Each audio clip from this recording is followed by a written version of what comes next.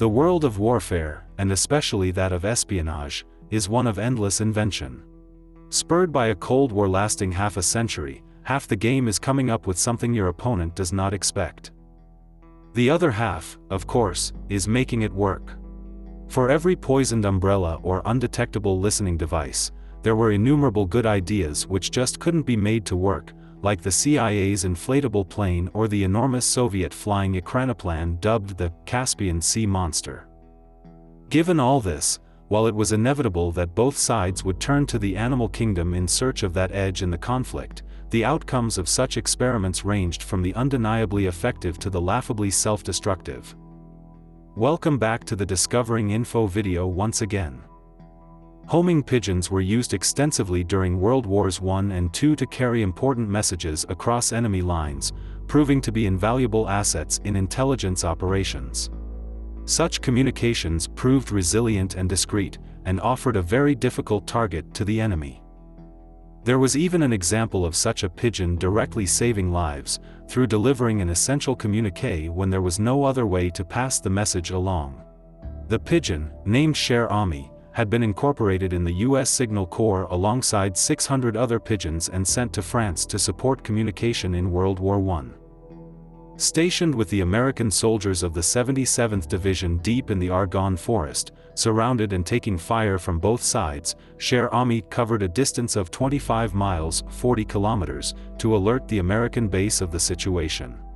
Subsequently, the U.S. artillery shifted the firing positions toward the German forces and offered the 77th a chance to escape. From discreet messages saving to something more forceful, the story of elephants in warfare is a long and distinguished one. These intelligent, empathetic creatures could be trained to fight in combat, where throughout history they presented a formidable foe. Elephants were involved in many important battles, primarily in ancient India where they were used by rival empires fighting themselves, and against the ancient Chinese. The use of elephants in battle also made its way to the Mediterranean, most famously with Hannibal leading an army of them over the Alps to the very gate of Rome. Elephants were useful for more than just their brute strength, however. Their intelligence and memory allowed them to form very effective warning beacons, and they were also extremely useful in construction. In an era before heavy plant and machinery, there was nothing like them for moving earth and raising stockades. It should come as no surprise that man's best friend also has a role of the battlefield to which they are perfectly suited. Dogs have been used historically to carry messages and even small packages discreetly, taking advantage of their speed and agility to avoid detection. Dogs were also used for other, less obvious purposes. Small carts fueled by dogs in the First World War would be used to transport injured soldiers or munitions, mainly by the Austro-Hungarians.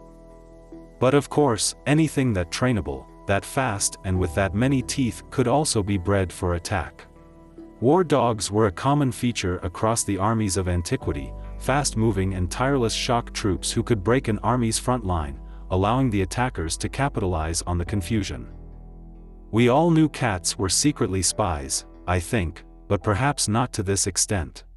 During the Cold War, the CIA reportedly initiated Operation Acoustic Kitty, a plan to use cats equipped with electronic devices to spy on the Soviet Union. With a microphone in the cat's ear and a radio transmitter implant base of its skull, the cat could discreetly record conversations in whatever room it had entered. And, as we know, cats go wherever they like. Sadly, in practice this did not work. The first cat deployed to record a conversation was immediately hit by a car and died. However, the main problem was getting the cats to do what the CIA wanted, which will come as no surprise, and the project was eventually abandoned. The U.S. Navy has trained dolphins for various tasks, including reconnaissance missions, due to their intelligence and natural sonar abilities, which surpass any technology created by humans. The U.S. Navy first created the Navy Marine Mammal Program, NMMP, in the 1960s with two primary goals: to study the sonar capabilities of dolphins to learn how to better detect objects underwater, and to study dolphins when diving to improve the speed and depth capabilities of Navy ships and submarines. Today, There are 5 teams of military marine mammals and humans used by the Navy. The teams are named for Malawian Quachas, 5 Malawian Quachas, 6 Malawian Quachas, 7 Malawian Quachas, and 8 Malawian Quachas, and each team has different functions. The teams are trained to detect sea mines tethered to the ocean floor, to retrieve underwater items, and to assist Navy divers. During World War II, there was a plan devised to use bats as bomb carriers, known as Project X-ray. The brainchild of an eccentric U.S. dental surgeon named Dr. Lydell S. Adams, the idea was to drop canisters of explosive-strapped bats over mainland Japan, with the bats spreading the explosions across a wider area than a conventional bomb could. In 1942, Adams sent a letter to President Franklin D. Roosevelt in which he had attached a proposal designed to frighten, demoralize, and excite the prejudices of people of the Japanese Empire. And FDR, perhaps with a lack of forethought, said yes. However, the idea did not work. The bats would either die during the descent, or choose their own direction of flight, which would often not be the intended target. By the time the project was retired, the only notable things destroyed by these bat bombs were the buildings of the Carlsbad testing range where the bombs were developed. We run into a similar problem with spy snakes. In ancient civilizations, there are accounts of snakes being used for surveillance due to their stealth and ability to access hard-to-reach places. They were sometimes used to carry small listening devices or other espionage equipment, or to act as assassins in their own right.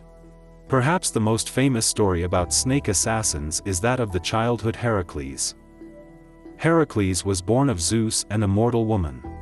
After learning about Zeus's tryst and another new baby, Zeus's wife Hera sent snakes into the infant's cradle to kill them. In tiny Heracles saved himself and his brother by strangling the snakes. In various ancient cultures, ravens and crows were believed to be messengers of the gods. Most famously, the Norse god of war Odin had 2 famous ravens, named Hugin and Munin.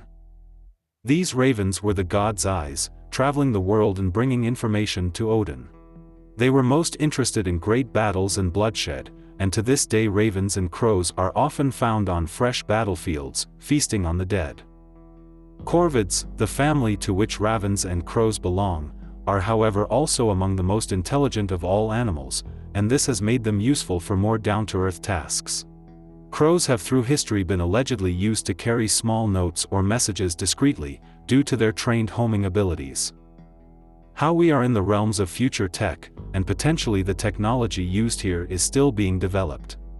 Nevertheless, while all this is classified, what little has been leaked does suggest that insects fitted with behavior-altering microchips are being used as tiny surveillance drones. This would make sense, as insects are extremely small, ideally designed to hover in place undetected, and common the world over. Such, literal, bugs may represent the ultimate in secret surveillance. However, this tech may soon be superseded by our own drone technology.